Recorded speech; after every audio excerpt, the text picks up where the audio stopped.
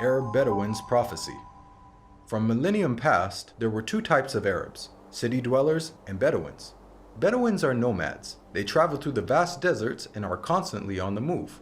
Even during the golden age of Islam, when Arabs were the richest and most learned people on earth, Bedouins remained in virtually the same state that they had been for thousands of years, poor, uneducated, and cut off from the rest of the world. Yet Muhammad, peace be upon him, foretold that these Arab Bedouins of his region would one day compete with one another in the construction of tall buildings. "Now tell me of the last hour," asked the man. The Prophet replied, "That you see the barefoot, unclothed Bedouins competing in the construction of tall buildings." Today we find in the Arabian Peninsula, the Bedouins who used to be impoverished herders of camels and sheep are now not only competing with one another, but also the entire world to construct the world's tallest buildings.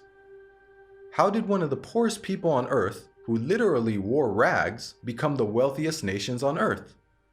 One thing that made this rapid change possible was the discovery of oil. The seemingly empty deserts of the Bedouins had it in abundance. They went from camels to Cadillacs in a single generation. The construction of tall buildings among the Arab Bedouins has even reached Mecca, Muhammad's city of birth.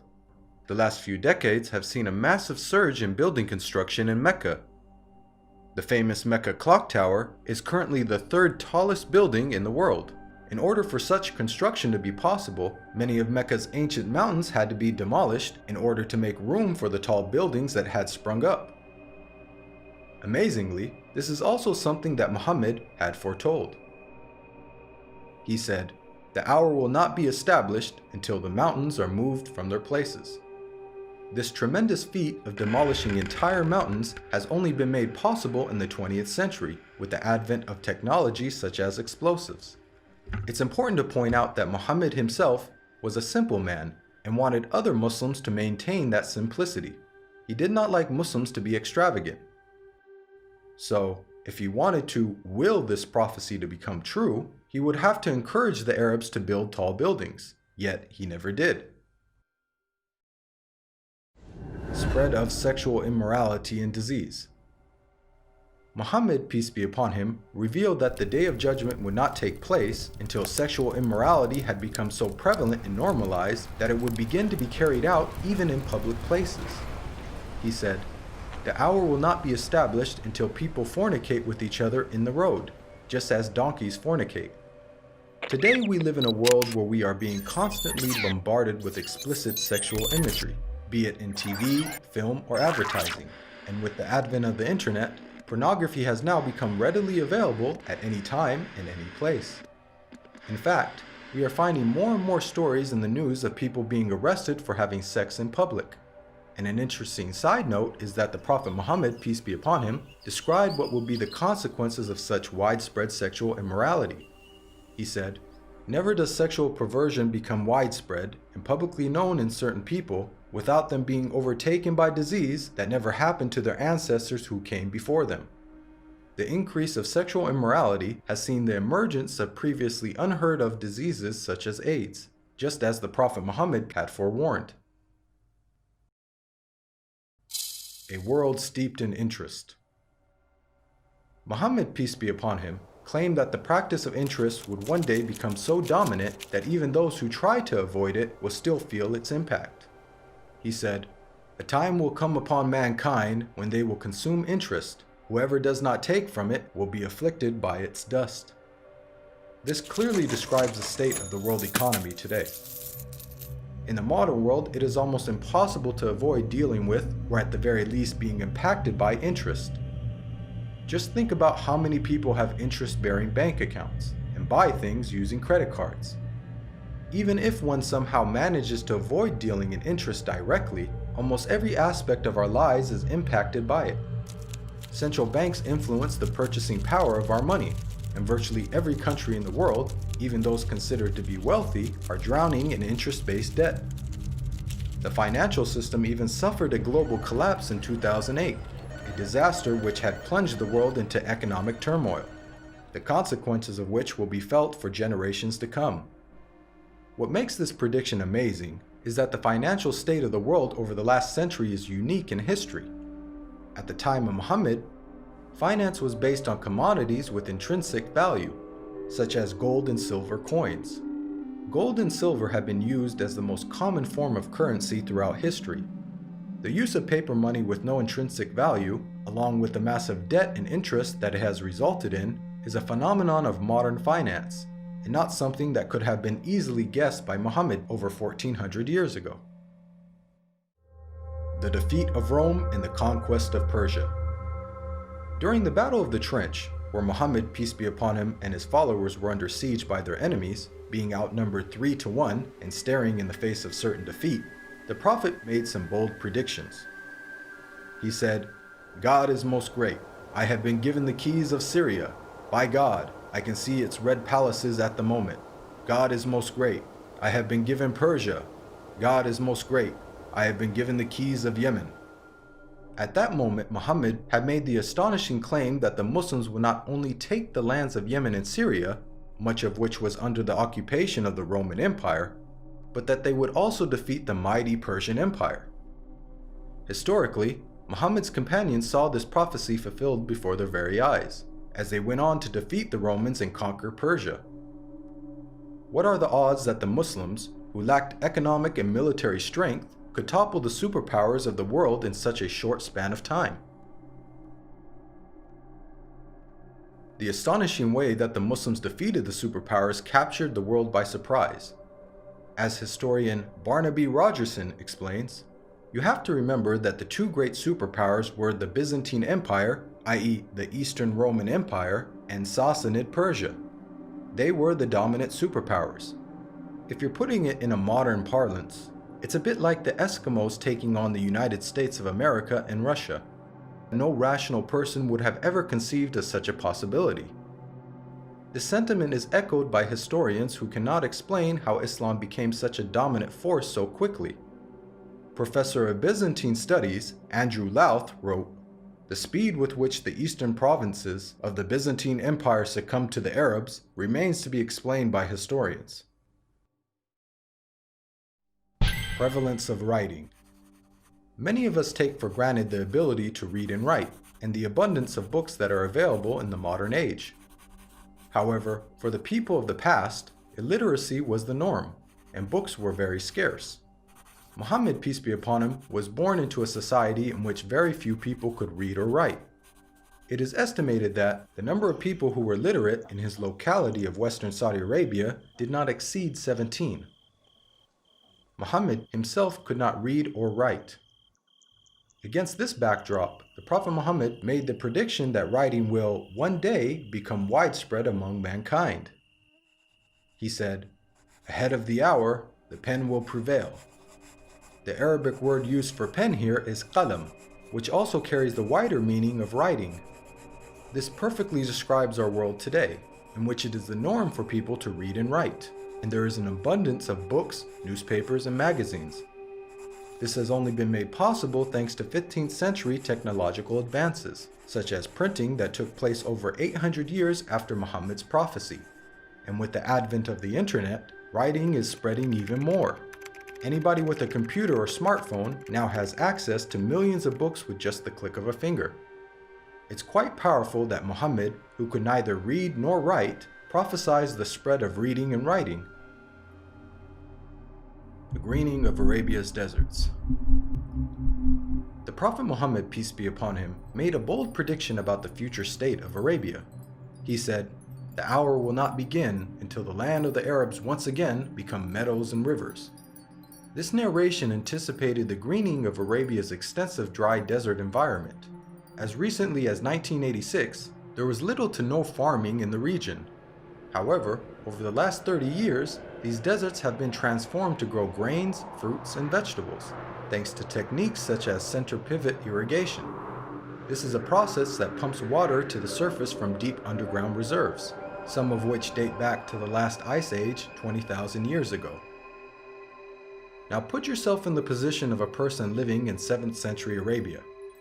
This region hosts some of the most extensive sand and gravel deserts in the world, with very little rainfall. Could anyone inhabiting such a harsh environment ever rationally conceive of the possibility that one day there would be a plentiful supply of water and abundant crops? This prophecy also makes a claim about the ancient past. Note the words of Muhammad, "The lands of the Arabs once again become meadows and rivers." By saying once again, he is implying that at one stage in their history, the deserts were lush with vegetation and life, and that they will be returning to this former state. Geologists now know that the Arabian Peninsula was, indeed, once filled with meadows and rivers in ancient times. Modern archaeological discoveries have uncovered a number of fossils and conclude that once upon a time, the Arabian Peninsula was much greener and wetter, just as Muhammad had revealed. The rapid spread of Islam and the decline of the Muslims. Muhammad, peace be upon him, predicted that the Islamic civilization would reach both east and west. He said, "God folded the earth for me, and I saw its east and west, and the dominion of my nation will reach as far as the earth was folded for me." History bears witness to the fact that Islam spread rapidly, both east and west, just as Muhammad boldly had foretold. At the time, this was a geographic expansion the likes of which the world had never witnessed. The Islamic Empire was the largest the world had ever seen. The Prophet Muhammad not only informed us about the spectacular rise of the Muslims, he also foretold their decline. He said, "The nations will call each other and set upon you, just as diners set upon food." Someone then asked, "Will it be because of our small number that day?" The Prophet Muhammad replied, "Rather, on that day you will be many, but you will be like the foam on the river." Here we can see that Muhammad prophesied the dire circumstances in which the Muslims would find themselves. He explained that a day would come in which the Muslims would be large in number, but in such a state of weakness that other nations would invite one another to set upon them. The analogy of Muslims being eaten as a meal was given, which emphasizes just how helpless they would become. This prediction accurately describes the radical turn of events that took place in the Muslim world in the 19th and 20th century. Prior to this, the Muslim lands had grown to become some of the most powerful in the world.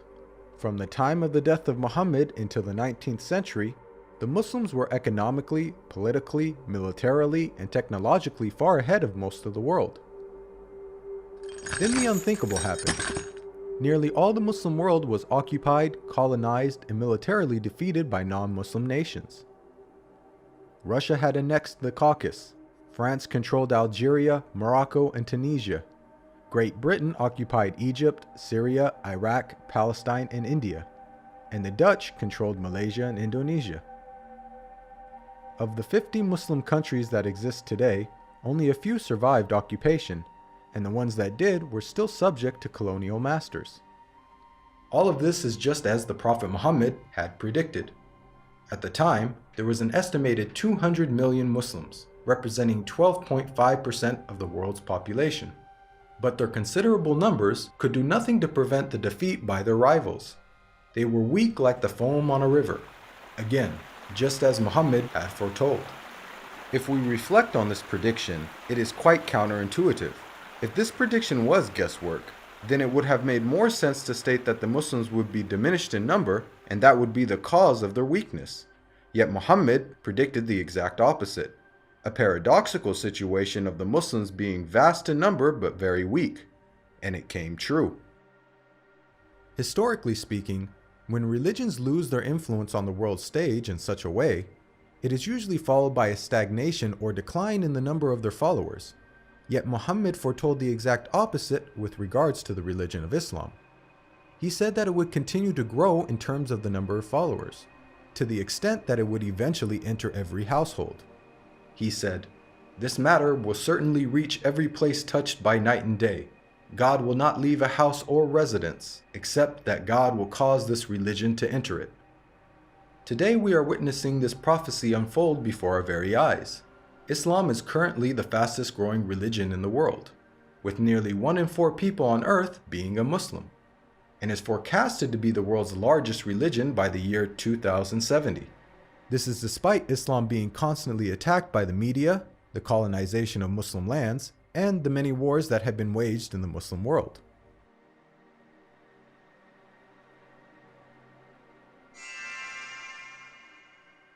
Even the name Muhammad has prophetic implications. It's an Arabic word that means the praised one. The Quran states how Muhammad's remembrance will be raised. We elevated your mention for you. Since this verse was revealed over 1400 years ago, the Prophet Muhammad, peace be upon him, has been the most praised person in history. Today, not a second goes by without a minaret somewhere in the world publicly proclaiming the time for prayer and saying, أشهد أن محمدًا رسول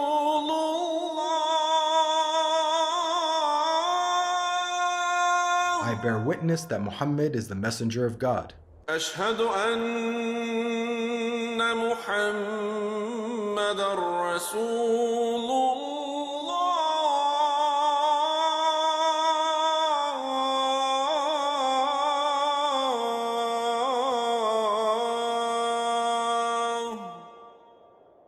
Moreover, the name Muhammad is consistently the most popular name given to newborns across the globe. This is despite the fact that Muhammad never encouraged Muslims to adopt his name. In fact, he said that the best names are Abdullah and Abdurrahman.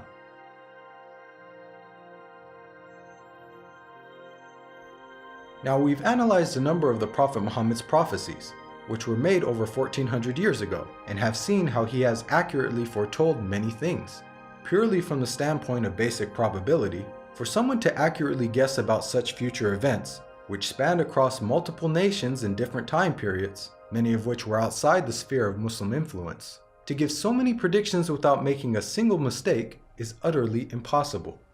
Today, millions of people believe in false prophets and follow false systems for guidance in life.